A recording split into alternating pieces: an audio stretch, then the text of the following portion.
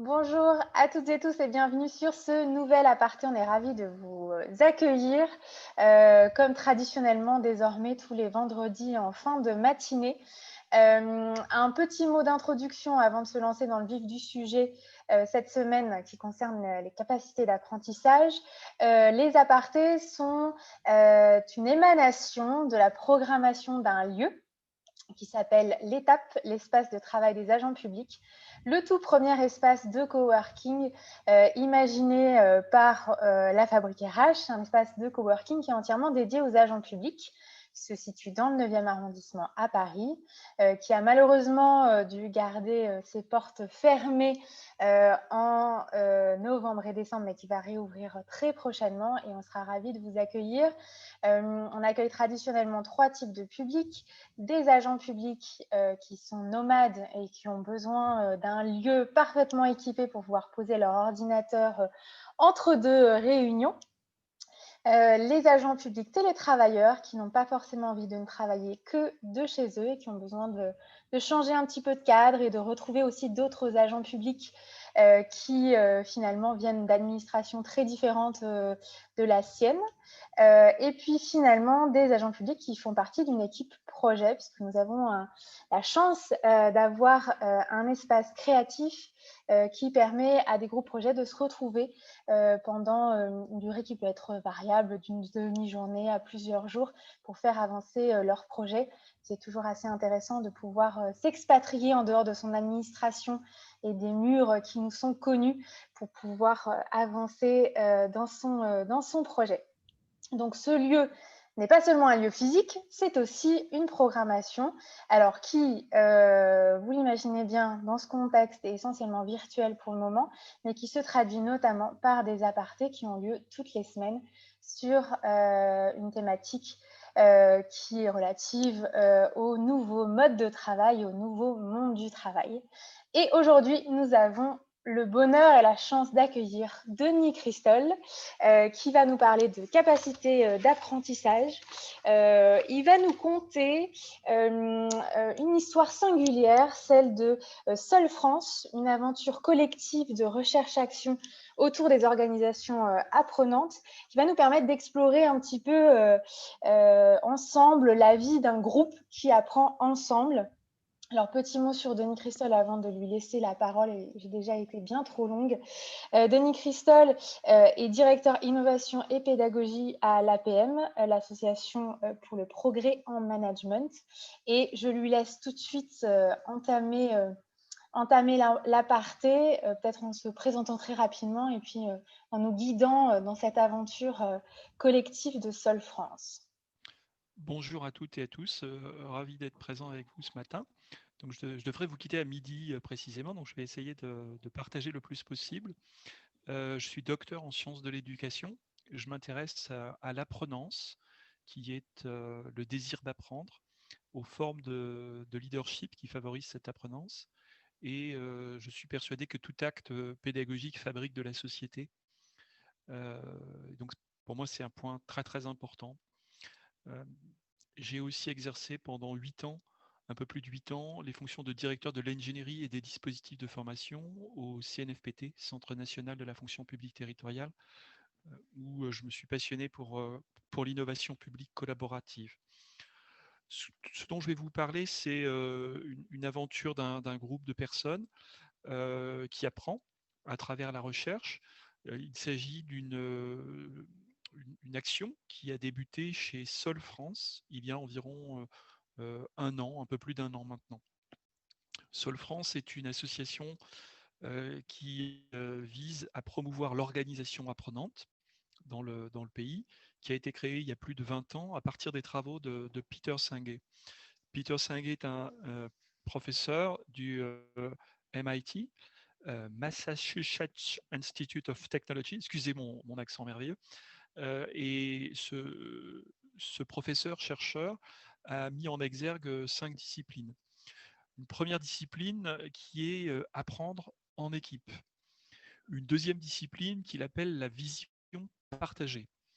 Une troisième discipline qu'il appelle les modèles mentaux. Une quatrième discipline qu'il appelle la pensée systémique. et une cinquième discipline qu'il appelle la discipline personnelle. Ces 5 disciplines sont à la base de l'organisation apprenante. Peter Senge est vraiment un de ceux qui a promu dans les années 90 l'expression organisation apprenante. Et désormais, cette dimension d'apprentissage, d'apprenance est accolée à peu près tout.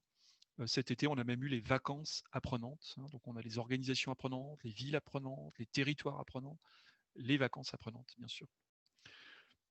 Solfrance, rapidement, c'est une association loi 1901 qui rassemble 3 cercles de personnes. D'une part, un cercle d'entreprises, donc on va trouver des grandes entreprises, mais également quelques grandes administrations. Un cercle de consultants et de coachs et un cercle de chercheurs. Moi, je participe plus particulièrement au cercle de chercheurs. Il y a 2 ans et demi, on m'avait demandé de mener une recherche pour Solfrance sur l'organisation apprenante. Et je n'avais pas le temps. J'étais très impliqué au CNFPT à mettre en place une université de l'innovation et ça me prenait beaucoup de temps, donc je ne pouvais pas.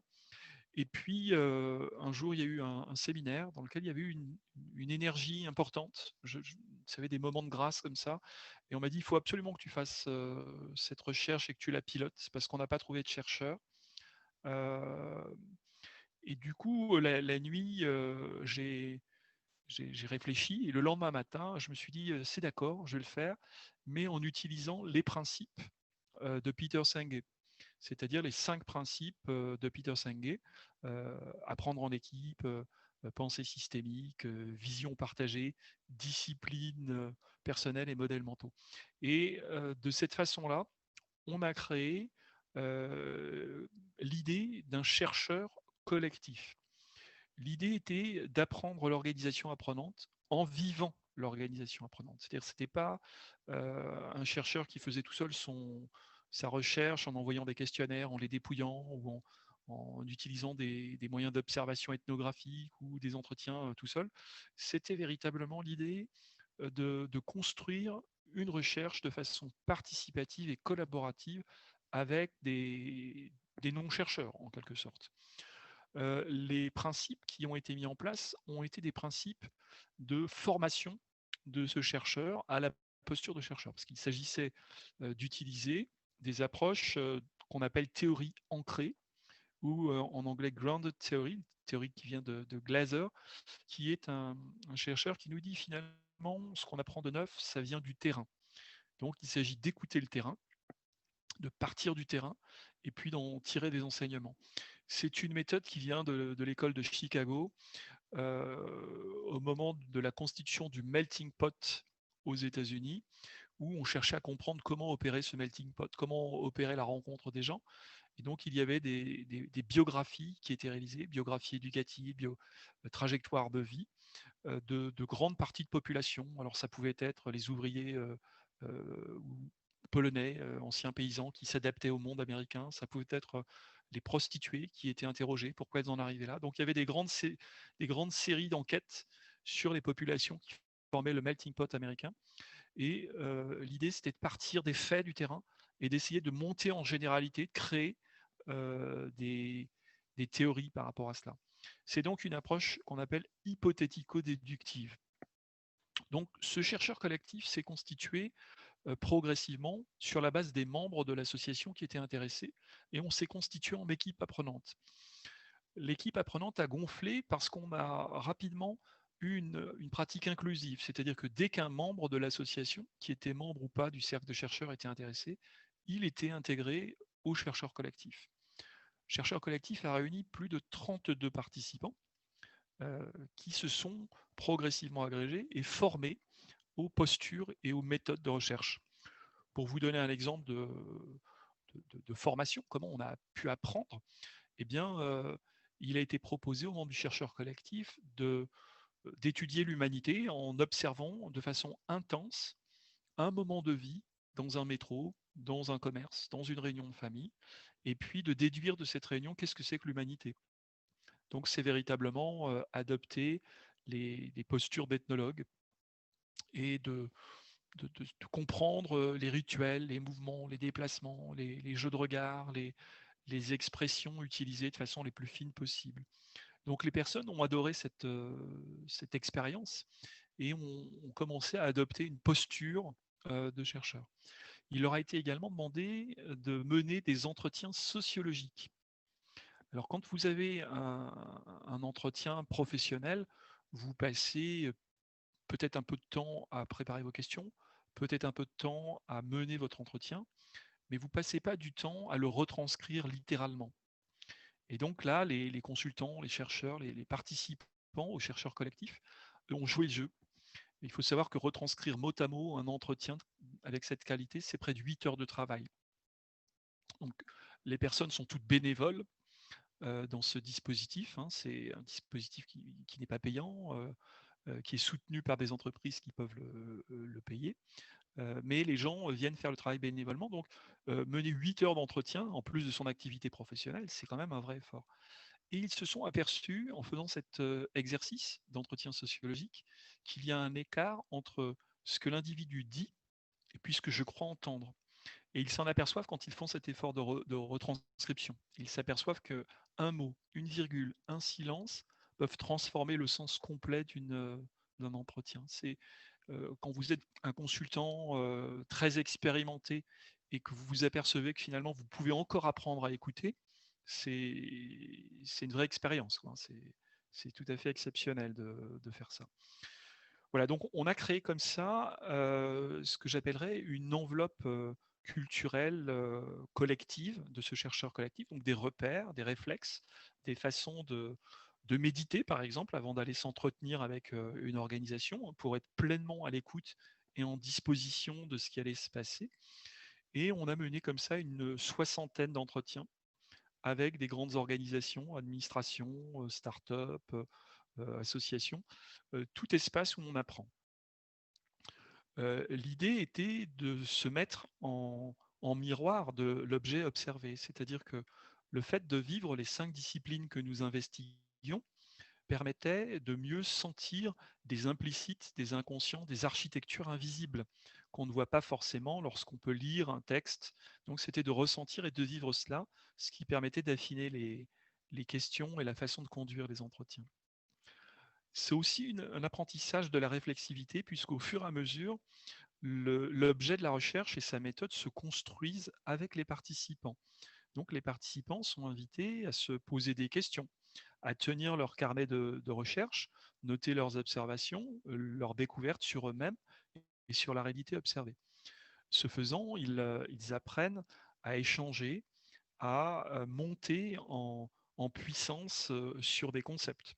On a mené des exercices de cercle de lecture, qui sont des moments où vous étudiez un texte et vous en partagez les conclusions avec les autres. Un petit peu comme les moines au Moyen Âge, hein, où on lit en silence, puis tout d'un coup on se met en groupe de 2 pour échanger sur des textes, puis en groupe de 4 pour trouver les points communs, puis en groupe de 8 pour trouver le fil directeur, de façon à créer une heuristique conceptuelle à partir des apports réciproques des uns et des autres. Donc ça, c'est une expérience aussi intéressante qu'on a pu mener. Puis, une fois qu'on a mené ces entretiens, donc ça c'est une période qui a duré près de 6 mois, hein, ce que je vous raconte, on a créé un week-end d'écriture où on s'est réunis pendant tout un week-end avec l'idée de rédiger en intelligence collective le fruit de notre recherche. Et en 2 jours, à 24 participants, on a produit 170 pages d'un ouvrage. Donc il ne s'agit pas d'un ouvrage où chacun écrit un petit bout de chapitre, mais il s'agit d'une écriture tournante, où j'écris pendant 1 heure, puis je vais écrire sur la partie d'un autre, jusqu'à ce qu'on ne sache plus très bien qui est l'auteur. Et que progressivement, un langage commun apparaisse. C'est véritablement l'apprentissage de l'écriture en intelligence collective. Donc c'est un exercice particulièrement stimulant où vous avez une expérience de flow au titre du psychologue Mihaly Csikszentmihalyi. C'est une expérience d'accomplissement collectif. C'est très jubilatoire à vivre, hein, quand à un moment donné vous êtes emporté et puis dans un cadre résidentiel, dans un beau lieu où on y mange bien, il se passe quelque chose au niveau de l'intelligence collective qui est très très puissant. Après ça, on a dû poursuivre par des ateliers d'écriture pour affiner la matière matière brute que nous avions commencé à assembler. Et cette matière brute a donné lieu à une organisation en 4 livrets et 2 éditions spéciales. Un premier livret qui était l'organisation apprenante, toutes les connaissances théoriques que nous avions pu accumuler. Un deuxième livret qui était l'histoire du chercheur collectif, comment nous l'avions vécu, comment nous nous mettions en réflexivité sur cette expérience. Et à cet égard, nous nous sommes appuyés sur un sociologue que nous avons associé à notre travail, qui venait nous interroger, nous questionner, nous filmer, pour comprendre comment véritablement nous faisions équipe apprenante et nous apprenions les uns des autres, les uns avec les autres, et non pas les uns à côté des autres. Vous voyez, il y a une pédagogie qui se met en place dans cette dimension. Un troisième livret a porté sur les apports de la recherche. Bien entendu, ces apports ont été bouleversés par la crise Covid, puisque cette histoire est toute récente. Hein. Et donc, nous avons dû adapter nos questions et nos modalités, filmer les entretiens en mode visio, pour que la matière soit plus adaptée au Covid que nous rencontrions. Un livret donc a donné des informations sur les déclencheurs d'apprentissage collectif. Donc, quels sont les comportements organisationnels qui produisent des apprentissages collectifs. Puis un quatrième livret a été produit et est en cours de finalisation sur une grille de maturité, une matrice de maturité des organisations apprenantes, de façon à comprendre par rapport aux 5 disciplines que je vous indiquais, qu'est-ce qui se produisait et comment on pouvait les voir apparaître.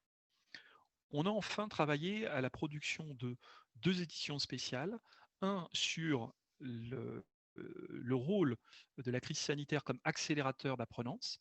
Alors, j'utilise le mot apprenance, je le distingue de l'apprentissage. Hein. L'apprentissage, c'est le processus par lequel on apprend. L'apprenance, c'est le désir d'apprendre. Et donc, ce qui nous intéressait, c'était comment une organisation promeut le désir d'apprendre, pas simplement des processus d'apprentissage. La grille de maturité permettant d'aller dans ce sens-là. Donc, un premier tiré à part sur la crise sanitaire comme accélérateur d'apprenance et un deuxième tiré à part sur le rôle de la facilitation en intelligence collective pour favoriser cet apprentissage individuel, collectif, organisationnel.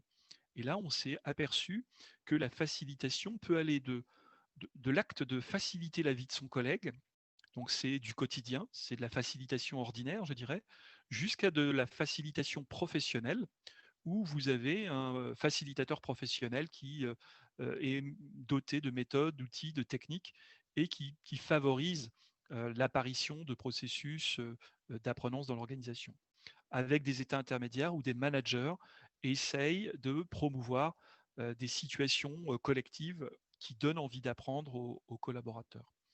Voilà, ça, ce sont les enseignements qu'on peut avoir. L'association Sol France prévoyant de mener un événement les 8 et 9 mars 2021 pour mettre en valeur tous ces travaux. Une grande partie de ces travaux sera mise gratuitement en ligne et puis une partie sera payante pour soutenir les frais qui ont été engagés, notamment le sociologue qui nous a accompagnés ou les travaux de mise en forme nécessaires pour ce type de recherche. Voilà rapidement les éléments de retour. Je propose de garder du temps pour des questions-réponses ou des éclaircissements sur des points que j'aurais présentés. Merci beaucoup, Denis, d'avoir présenté toute cette démarche. Je vous propose effectivement qu'on ouvre aux échanges pour qu'on puisse garder une bonne partie de l'aparté à cette conversation. Est-ce que je n'ai pas encore de questions ou de remarques dans le chat, mais surtout n'hésitez pas à lever la main pour dialoguer directement avec Denis. Oui, Françoise. Est-ce qu'il est possible de repréciser les cinq disciplines? La première, c'est apprendre en équipe. Donc, ce que remarque Peter Senge, c'est qu'une organisation apprenante, c'est déjà une organisation dans laquelle des équipes s'auto-organisent ou peuvent apprendre en équipe, en contexte. La deuxième discipline, c'est la vision partagée, c'est-à-dire que chaque membre de l'organisation sache quelle est la mission de l'organisation pour pouvoir s'y adapter de façon spontanée. Un peu comme un banc de poissons qui sait où se situer ou avancer collectivement. Ils ont une vision d'ensemble d'où ils vont, ils sont capables de se coordonner mutuellement sans qu'un chef des poissons dise à tout le monde où on va. Ensuite, il y a la logique de modèles mentaux qui sont des éléments de culture organisationnelle partagée qui valorisent tel ou tel élément et qui facilitent l'adoption de postures et de réflexes face à des situations à rencontrer. Après, il y a la pensée systémique qui vise à avoir une vision fractale de l'organisation, c'est-à-dire que un des acteurs est capable d'être représentatif de toute l'organisation. Il y a des phénomènes de résonance, de modélisation, d'implication réciproque, de boucles de rétroaction dans la pensée systémique qui peut se partager entre des individus, des équipes ou des grands collectifs. Et puis la cinquième, c'est une discipline personnelle, c'est de concéder du temps et de l'énergie au collectif de façon à ne pas polluer avec son ego ou ses envies, mais véritablement de se mettre au service du sens commun, de l'intérêt général. Voilà, ça c'est les 5 disciplines. Un point très important que je n'ai pas cité, c'est que lorsqu'on a fait cette recherche sur l'organisation apprenante, on est plutôt parti sur l'idée qu'existent des archipels d'apprenance, c'est-à-dire des petits îlots qui peuvent être qualifiés d'organisation apprenante, que de rencontrer 5-6 personnes d'un ministère ou d'une entreprise et de dire, puisque ces 5-là sont apprenants, tout le ministère ou toute l'entreprise est apprenante. On est très très prudent et on dit, la réalité ne vaut que pour un tout petit élément et on estime à des groupes de 100, 150 les personnes qui peuvent former des petits bouts d'organisation apprenante dans un une très très grosse organisation. Et c'est des petits périmètres d'observation de cette nature-là qu'on a investigué, donc des groupes de 10 à 150. Khaled. Bonjour Denis. Bonjour Khaled. Là, c'est intéressant quand vous avez parlé de la dimension réflexive du collectif. Et on sait que ces recherches en fait, réflexives sur les pratiques, elles construisent des connaissances donc, pour la recherche. Vous avez parlé de terrain puis théorie. Et elles ont aussi vocation à être pertinentes au niveau pratique, notamment pour le management, des choses comme ça. Donc, où est-ce qu'elles se sont elles ont eu des résultats en fait pratiques, vos recherches? Alors, sur la dimension pratique, déjà, les 32 participants de ce chercheur collectif ont été tout au long du processus dans une logique de co-facilitation. C'est-à-dire que je ne me suis pas positionné comme un chercheur qui va guider, qui va dire ce qu'il faut faire, mais plutôt comme un chercheur facilitateur.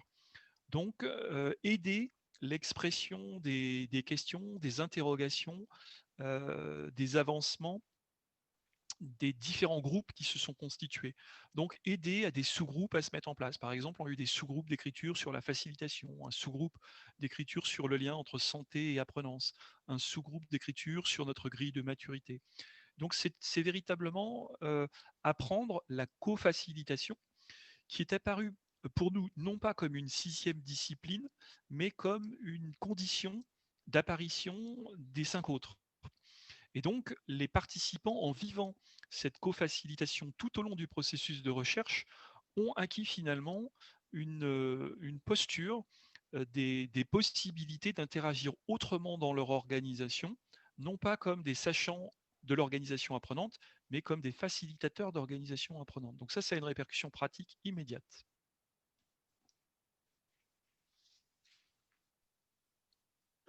Alors, on a une question d'Alain dans le chat qui nous demande par quoi commencer avec les équipes pour développer une organisation apprenante. Je pense que la première chose à faire, c'est de trouver quelle est la question authentique. Quelle est la question qui vous tient aux tripes? Pour vous, c'est facile parce que vous êtes beaucoup, j'ai l'impression, de fonctionnaires publics et donc des vraies questions, des questions authentiques de service public, vous en avez plein. Donc ça, c'est quelque chose qui est un vrai plus, mais c'est de se réunir et puis de se poser la question, mais pourquoi on est là? Quel est le cœur de notre mission? Quelle est la question qui, en tant que père, citoyen, responsable de service, agent public, me fait vibrer? Pas simplement obéir aux ordres et aux statuts de la fonction publique, hein, c'est qu'est-ce qui me fait vibrer? Qu'est-ce qui fait que ma vie sera plus remplie, plus accomplie si je mène cette action-là? Chacun s'est engagé dans la fonction publique, j'imagine, par idéal, par volonté de bien faire. Et donc, c'est d'aller trouver cette fibre-là, donc de se mettre ensemble et de rechercher cette question authentique. Quelqu'un parlait tout à l'heure d'alimentation. Il y a des vraies questions authentiques par rapport à ça, hein. Donc, quand vous avez une équipe et que vous posez ces questions-là, il peut sortir des questions très, très importantes, des vrais enjeux. C'est de trouver ça, prendre le temps de trouver ça. Vous voyez derrière moi, vous avez ici un petit U. Toute l'approche qu'on a travaillée s'appuie sur ce qu'on appelle la théorie U d'Otto Scharmer, où vous avez une branche du U qui consiste à lâcher prise par rapport à des croyances, des représentations toutes faites, et une autre branche qui monte comme ça, et qui est une idée de laisser advenir. Et le point entre les deux branches, hein, le point qui est du U entre les deux, cette branche descendante et cette branche remontante, c'est la question authentique. Le moment de bascule qui fait que je ne fais pas simplement mon job, mais je suis une personne sur la planète. J'ai conscience qu'il y a des problèmes avec le climat, les générations futures, l'insécurité, les problèmes économiques. Et comment moi, dans mon métier, dans ma fonction, je m'y colle avec mon équipe. Comment je le fais pour de vrai, hein, pas simplement pour faire mon travail et être payé pour ça, mais pour de vrai. Comment je m'y engage. Donc ça prend du temps, hein, d'avancer dans cette logique et ça nécessite une sérieuse, moi ce que j'appelle une sécurité ontologique, c'est-à-dire un ancrage dans l'existence qui fait que si je fais les choses, c'est pour être dans le plus haut potentiel de ce que je suis, pas simplement pour gagner ma vie.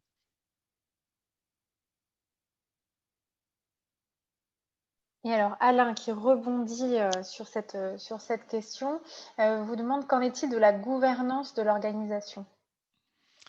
Alors moi je me positionne plutôt en innovateur, donc c'est que j'essaye en tout cas d'apporter du neuf dans les organisations où je suis.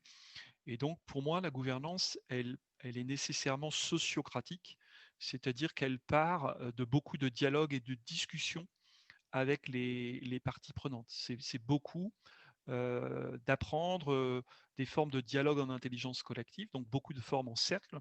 Lorsqu'on a été obligé de passer du modèle présentiel au modèle distanciel, c'est beaucoup de temps d'inclusion, de temps où on va exprimer ses difficultés, ses problématiques. Et donc, c'est une gouvernance partagée, un leadership partagé. Dans ces logiques-là, le leader, c'est celui qui a du pouvoir de, et pas uniquement du pouvoir sur. Le pouvoir de, c'est le pouvoir d'initiative. C'est d'emmener les autres librement à aller dans des buts de réalisation les plus élevés. Je distingue ça du pouvoir sur, qui est souvent le pouvoir attribué aux gestionnaires, qui ont du pouvoir sur les budgets, sur les organisations, sur les promotions. Donc eux, ils sont des défenseurs, euh, des garants de l'ordre, en quelque sorte. Mais le pouvoir d'eux, c'est le pouvoir de troubler l'ordre existant et d'y apporter du neuf, d'y apporter des transformations, des possibilités nouvelles. Donc, dans ma logique, il y a une union de ces deux formes.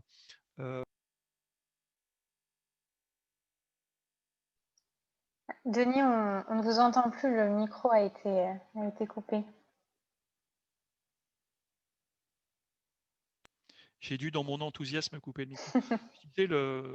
Il y a une double logique quelque part. Vous avez la logique du pouvoir de prendre des initiatives et du pouvoir sur les choses, sur les budgets. Et donc, dans les organisations, si vous avez pas d'équilibre entre les deux, soit vous avez complètement calcifié l'organisation, si vous êtes que dans le respect de la procédure.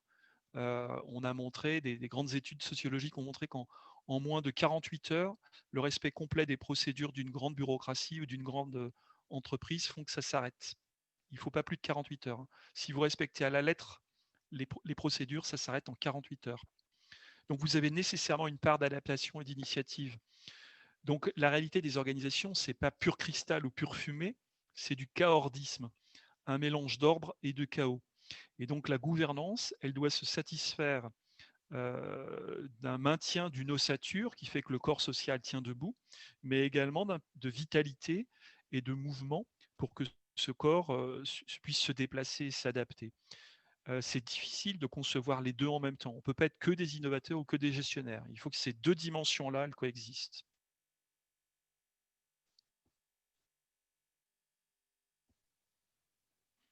Alors, cette capacité apprenante nécessite une impulsion. Alors, j'ai pas vu la fin. Alors, cette capacité apprenante nécessite une impulsion et la définition d'un nouveau cas de la gouvernance qui me semble très, très différent des organisations hiérarchiques actuelles. Oui, c'est pour ça que les organisations hiérarchiques actuelles souffrent. Il faut bien voir que les organisations hiérarchiques épousent grosso modo le paradigme du management, qui est un paradigme hérité de l'ère industrielle, donc il doit avoir un peu plus de 160 ans maintenant. Et ce paradigme-là est un paradigme basé peu ou prou sur les travaux de Taylor ou Fayol ou d'autres, et donc on est encore dans une idée de coordination centralisée. Donc la difficulté des organisations hiérarchiques, quand elles ne bougent pas, c'est qu'elles se paralysent. Elles sont en difficulté pour que l'ensemble s'adapte. Ça l'est de plus en plus. Ceci étant, on peut avoir, je parlais moi d'archipels d'apprenance ou d'îlots d'apprenance, on peut créer des petites équipes ou des petites directions ou des petits morceaux qui, dans un corps, arrivent à prendre des initiatives et à se fixer des challenges, des défis pour avancer. Bien entendu, il faut un minimum de soutien hiérarchique ou une bienveillante neutralité. À défaut de soutien, une bienveillante neutralité permet quand même déjà d'avancer pas mal. Du coup, Alain rebondit sur ce que vous dites sur les archipels et les îlots en demandant si du coup ce sont des équipes autonomes. Alors, je ne sais pas si on peut parler de ça. Les équipes autonomes ont été théorisées en France dans les années 30 par un syndicaliste qui s'appelle Hyacinthe Dubreuil. Je crois qu'il était CGT et il a participé à des voyages d'études aux États-Unis pour étudier l'industrie. Et quand il est revenu en France, il s'est dit, tiens, c'est intéressant quand les équipes s'auto-organisent pour produire par elles-mêmes. Ça a été très en vogue après-guerre, soutenu par des processus un peu idéologiques de partage du pouvoir d'initiative. Ça n'a pas complètement fait ses preuves. Et ça revient régulièrement avec d'autres noms. Alors aujourd'hui, on parle d'entreprise libérée, par exemple, ou de libération, mais quand on regarde les recherches sur les entreprises libérées, il n'y en a pas plus d'une dizaine en France. Et c'est toujours les mêmes qu'on cite. Donc on peut plutôt avoir des pratiques qui essayent non pas de faire le grand soir, la grande révolution, mais de promouvoir des décisions inclusives des avis minoritaires, de promouvoir du co-design ou de la co-construction, de favoriser l'apparition de maîtrise d'usage, de faciliter des processus de recherche-action, de démultiplier les micro-expérimentations. Toutes ces pratiques qui peuvent permettre par petites touches de se glisser dans les interstices organisationnels et de proposer des petites choses nouvelles sans attaquer frontalement l'ordre en place qui a toute sa légitimité. Je n'oppose pas l'innovation et l'ordre en place, j'essaie de les conjuguer. Et donc il y a une nécessité de tenir, d'être sérieux, de garder les grands principes qui nous sont chers, et puis en même temps de les bousculer un peu, et puis de les faire évoluer. Tout l'enjeu, c'est le « et », c'est pas le « ou », c'est le « et ». Donc les équipes autonomes, probablement, et ça peut être des choses à réinventer, à trouver du vocabulaire ou des mots nouveaux.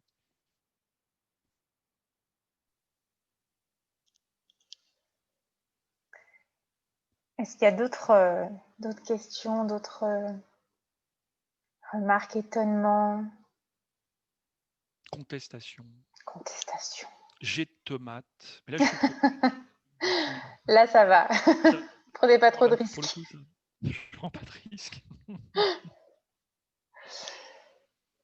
Moi, j'ai peut-être une question avant que quelqu'un d'autre se lance, notamment parce que c'est l'aventure que vous avez menée, elle est extrêmement singulière et d'autant plus intéressante que finalement, c'est un peu une mise en abîme et que vous avez adopté les principes justement sur lesquels vous basiez votre recherche.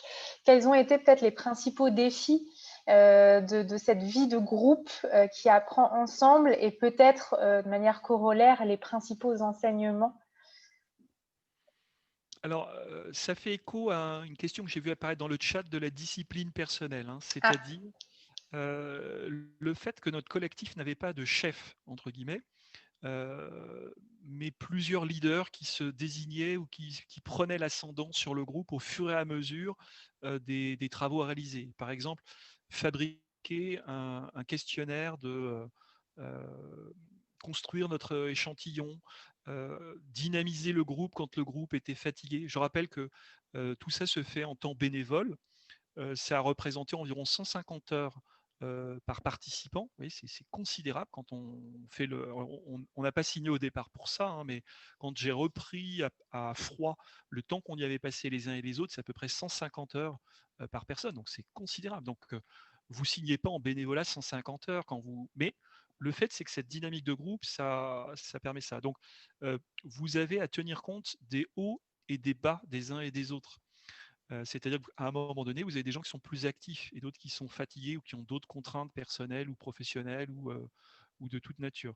Donc il faut accueillir des rythmes différents, éviter de stigmatiser qui que ce soit, ne pas se positionner dans une logique de livrable à rendre, parce que là on se retrouve dans des modes traditionnels de contrôle, de command control and command, hein, comme disent les anglo-saxons, mais d'accueillir les bonnes volontés au groupe et d'avoir une logique inclusive, c'est-à-dire tout au long du processus, on a accueilli des nouveaux membres. Là, par exemple, on a accueilli un jeune en master qui faisait un travail sur l'organisation apprenante. Naturellement, on l'a intégré. Il s'est tout de suite senti bien parce que notre logique, c'était celui qui a de l'énergie et leader. Et donc, il est devenu leader à 24 ans, alors que vous avez des consultants qui ont 55 ans, très très expérimentés, mais peu importe le nom, l'âge ou le statut de la personne, c'est son énergie, son envie de contribuer au collectif qui importe. Et donc, c'est cette énergie qui est en mouvement tout le temps, qui se régénère par des avis nouveaux. Et dans l'idée de discipline personnelle, hein, qui a été posée comme question, c'est vraiment cette bienveillance accordée au groupe, ce respect des autres et de sa possibilité d'agir ou pas, et puis cette envie d'être en bonification. C'est-à-dire que quand quelqu'un a une idée, eh bien on le soutient, on ne le démolit pas. Hein, parfois dans des organisations, dès que quelqu'un a une idée, quelqu'un d'autre en a une encore meilleure, et puis de toute façon c'est le chef qui va trancher. Là, ce n'est pas du tout l'esprit. L'esprit, c'est que si quelqu'un a une idée, c'est une bonne idée. On le prend comme ça. Et donc, les participants essayent de l'améliorer, de la faire grandir. Et cette culture, cette enveloppe culturelle qui se crée progressivement, elle permet justement d'accueillir des nouveaux membres et d'en laisser partir d'autres, et donc progressivement de mener à bien un travail qui aurait paru considérable au départ, qui étonne des chercheurs professionnels. Hein. Je participe d'une école doctorale où on fait des recherches de façon traditionnelle, et ils sont scotchés par ce qui a été fait. Donc on a fait un documentaire avec le sociologue qui nous a suivis, qui a duré 42 minutes, qui sera projeté au mois de mars, qui décrit. Alors c'est un peu comme un groupe de rockstars, vous voyez, on fait parler les gens et ils racontent leur histoire et comment ils ont vécu le truc. Et ça serait extrêmement intéressant de partager ça le plus largement possible. Mais on attend le mois de mars pour un peu de suspense. Vous êtes tous invités à venir si ça vous intéresse. Et si vos administrations sont riches, vous êtes aussi invités à nous aider à financer le truc. Si vous êtes pauvre, vous serez quand même invités, il n'y a pas de problème. Bon, on sent bien qu'on va tous se donner rendez-vous début mars pour poursuivre la réflexion et les échanges. Alain nous demande dans le chat, avez-vous rencontré des réalisations apprenantes? Alors, je crois qu'il n'y a pas la fin de son message, qu'il n'hésite pas à préciser. Ouais, là, Je ne suis pas sûr de comprendre tout à fait. Soit en déverrouillant son micro s'il en a Dans le un, soit... secteur public. Ah. Alors oui, dans le secteur public, je vous disais, j'ai travaillé pendant 8 ans au Centre national de la fonction publique territoriale et j'y ai travaillé sur la mise en place d'une université de l'innovation publique qui a commencé à 100 membres et l'année où je suis parti, on avait réuni 2200 personnes sur tout le territoire avec une équipe de co-design. Alors, combien de personnes, à votre avis, ont participé au co-design d'un événement à 2200 participants? Comme ça, dites un chiffre pour voir. Vous pouvez le mettre dans le chat.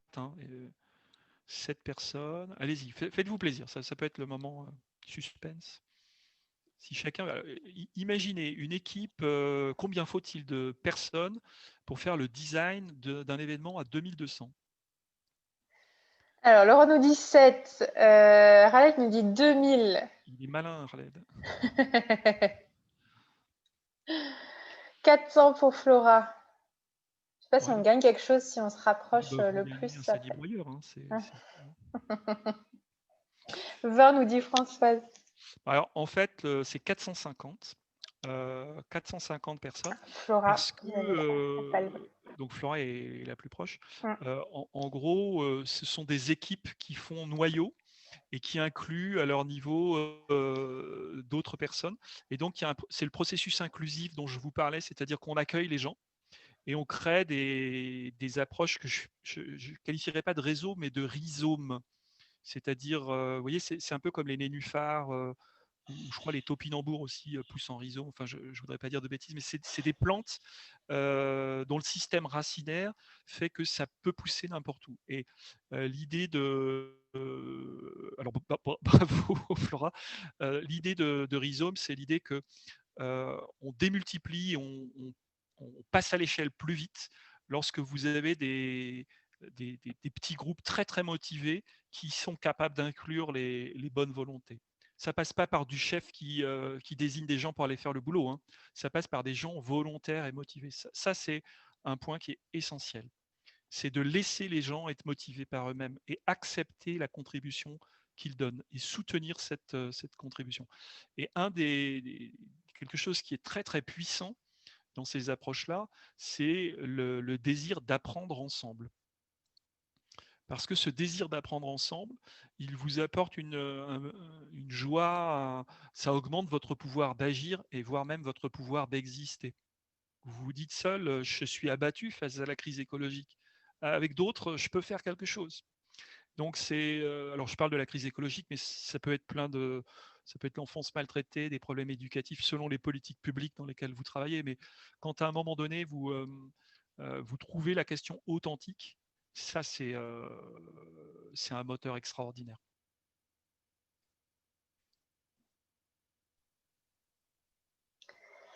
Et Alain dans le chat du coup nous demande s'il y a du coup des exemples de réalisation apprenante. J'imagine que ça fait le lien avec sa question précédente dans la mise en place de direction en conduite du changement.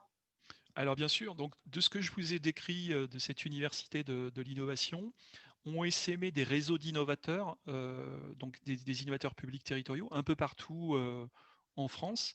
Et ces réseaux continuent à être actifs un petit peu partout et promeuvent des approches de co-design, des approches de communauté inclusive, des approches de projets qui développent cette idée d'organisation apprenante et d'apprentissage en équipe. Hein. Donc, c'est des choses qui se sont développées.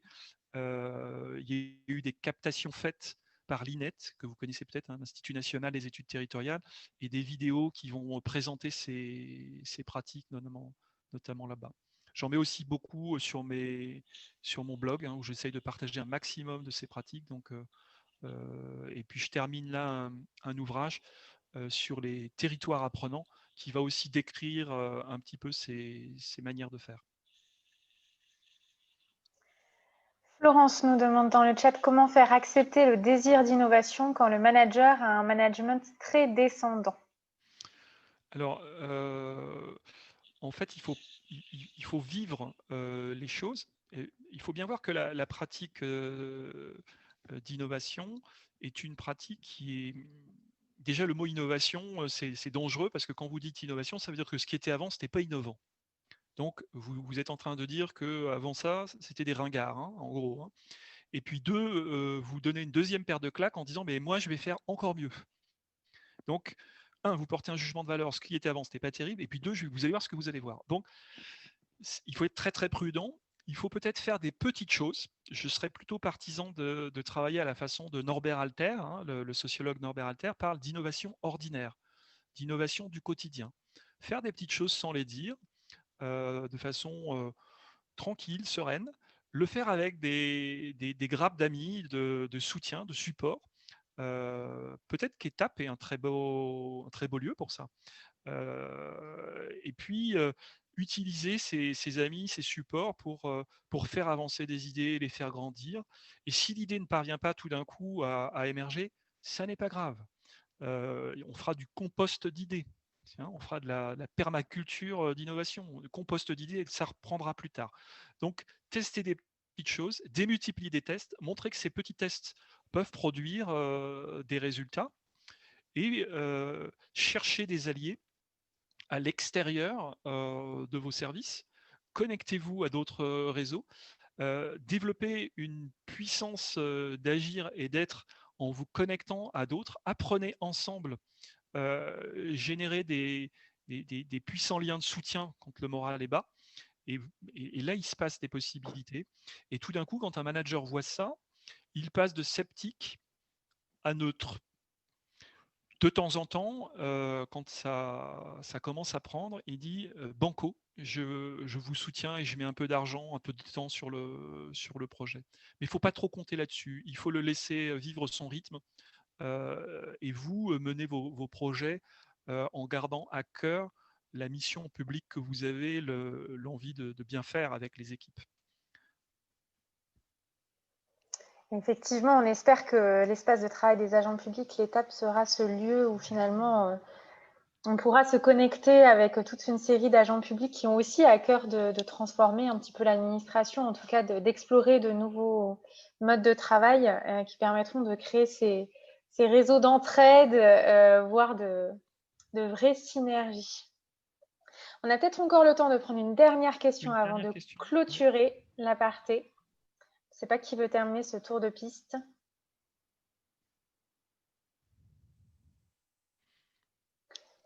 Alors, s'il n'y a pas de questions, moi je proposerais bien que chacun des participants encore présents écrive dans le chat qu'est-ce que ça lui inspire cet échange, cet aparté, et quel est éventuellement le prochain pas qu'il aurait envie de faire. Dans nos réunions d'équipes apprenantes, on utilisait la méthode développée par l'université Motorola qui disait répondez à 3 questions systématiquement le plus souvent possible. 1. Qu'est-ce que j'ai appris? 2. Qu'est-ce qui m'a étonné? 3. Qu'est-ce que j'ai envie d'en faire? Et si vous voulez vous donner 2-3 minutes pour répondre à ces 3 questions et partager ou non dans le chat, ça pourrait être sympa. Qu'est-ce que j'ai appris? Qu'est-ce qui m'a étonné? Qu'est-ce que j'ai envie d'en faire?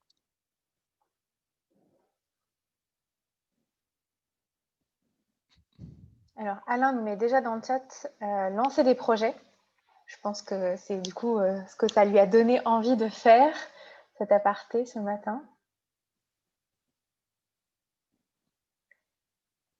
Pour Sandrine, ce qu'elle a appris, c'est une nouvelle façon de penser.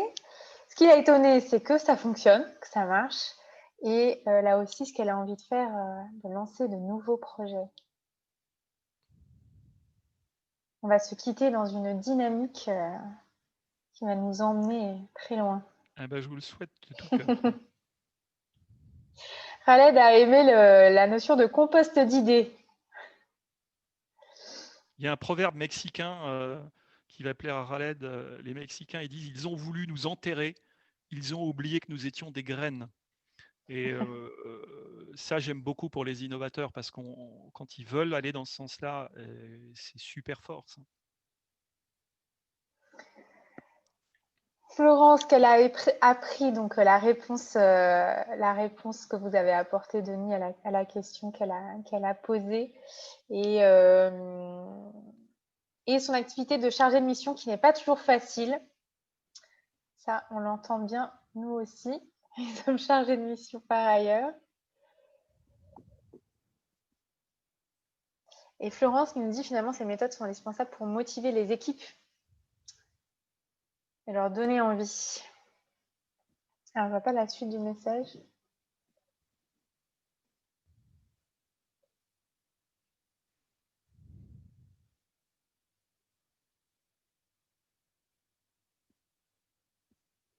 Leur donner envie d'innover, voilà.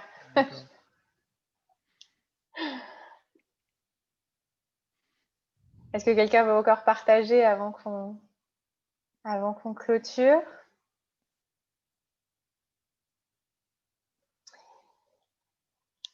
Bon, bah écoutez.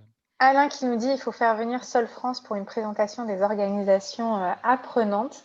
Eh bien, écoutez, pourquoi pas. Il y a eu un aparté sur les organisations apprenantes l'été dernier, qui est disponible en replay sur la chaîne YouTube de la Fabrique RH. Donc, n'hésitez pas déjà à vous plonger dans cet aparté-là qui était extrêmement riche aussi. Mais pourquoi pas. On est toujours preneur, comme je vous le disais un petit peu en introduction avant de commencer l'aparté, d'idées et d'intervenants. Donc, je prends note. Denis, merci beaucoup d'avoir répondu présent ce matin et de partager avec nous cette aventure et répondre à toutes les questions qui ont été posées par nos participants. À vous, bien sûr, merci beaucoup d'être fidèles et d'avoir été au rendez-vous ce matin.